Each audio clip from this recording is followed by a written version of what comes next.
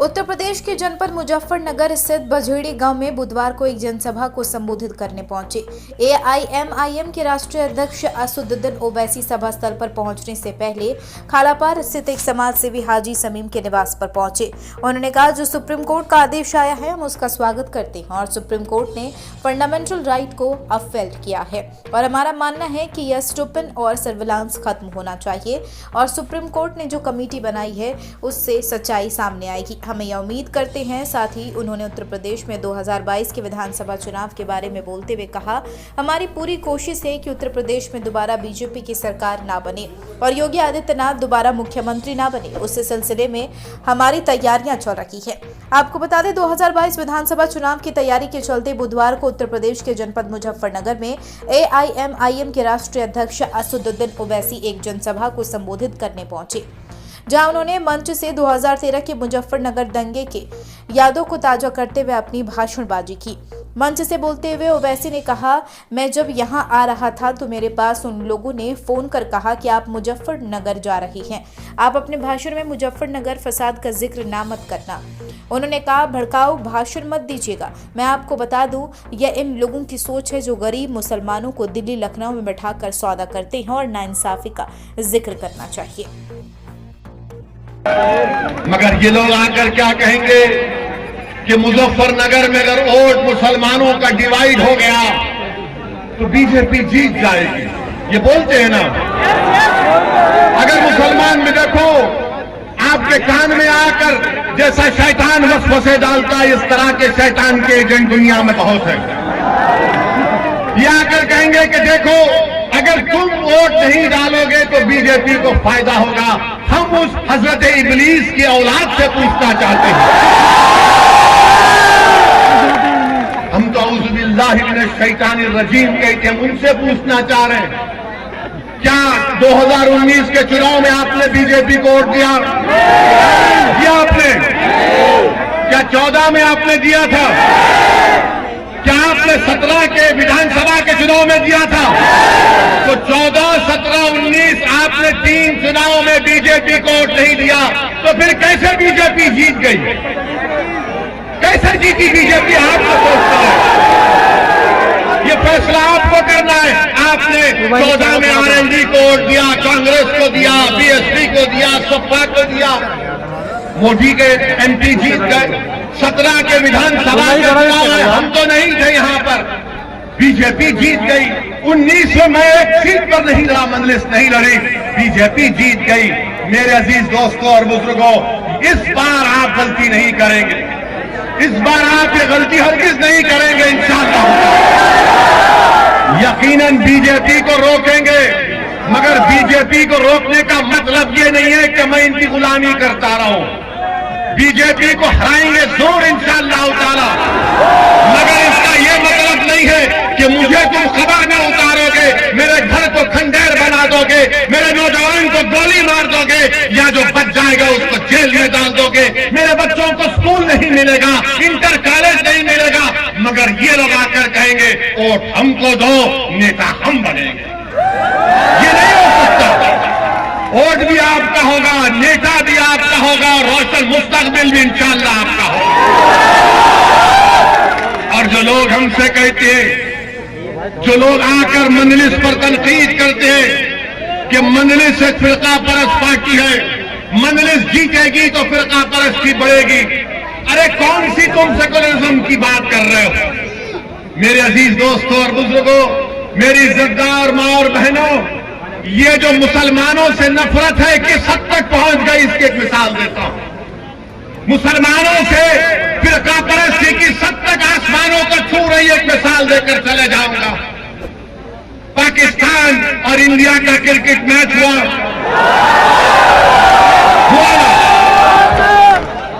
मैं तो ये कहा था मोदी जी से कि इस मैच मत खेलो आप।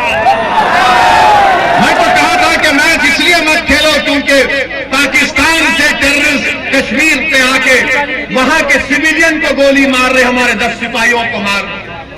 मगर मैच हुआ, खेल है, 11 खिलाड़ी क्रिकेट मैच में खेलते हैं एक तरफ एक टीम में। बदकिस्मती से भारत हार गया, तो किस पर इल्जाम लगाया शिकस्त का?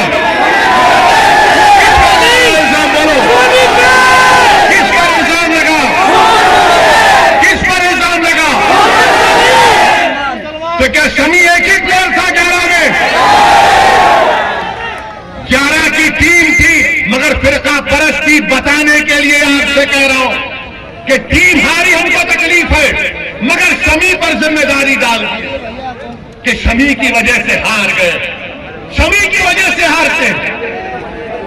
ये नहीं, यही तो फिरका परस्ती है, यही तो मुसलमानों से नफरत है। इसको आपको समझने की जरूरत है।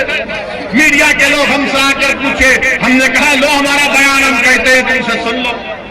मेरे अजीज दोस्तों और बुजुर्गों, ये एक मिसाल है कि क्रिकेट के मैच में भी, खेल के मैदान में भी भारत की सियासत, भारत का माहौल इस तरह कर दिया गया कि हर चीज के लिए जिम्मेदार मुसलमान को बना दिया जाता है। कौन उठाएगा आवाज फिर? और लोग आकर कहेंगे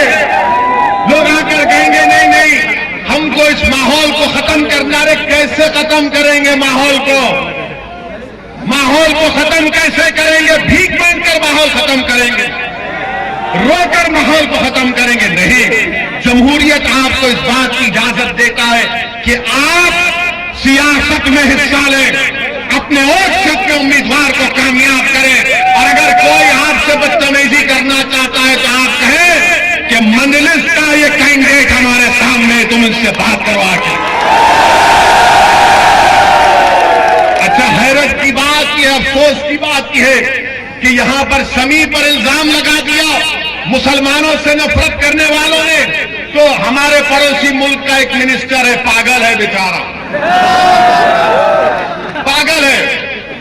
उसने कह दिया कि पाकिस्तान जीता तो इस्लाम की कामयाबी हो गई। अरे अहमक, दीन इस्लाम को क्रिकेट मैच से क्या करना है?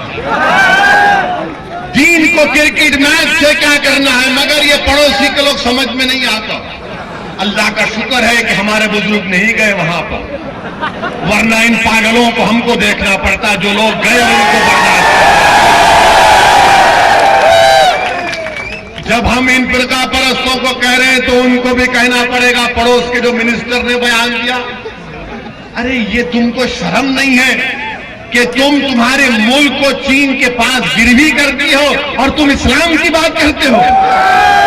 वो चीन जो जिंजियांग में मुसलमानों को 20 लाख मुसलमानों पे कैद में बंद कर दिया, जिनको जबरन सूअर खिलाया जा रहा है चीन में, आज वो मिनिस्टर इस्लाम की कामयाबी की बात करता है। अरे मिनिस्टर, पाकिस्तान में तुम एक मलेरिया की दवा नहीं बना सकते, तुम एक मोटरसाइकिल का टायर तैयार नहीं कर सकते। भारत बहुत आगे है, भारत से पंगा मत लो। ये हमारे घर का मामला, हम घर में तय कर लेंगे। हमको पाकिस्तान से कभी मतलब था ना कभी रहेगा।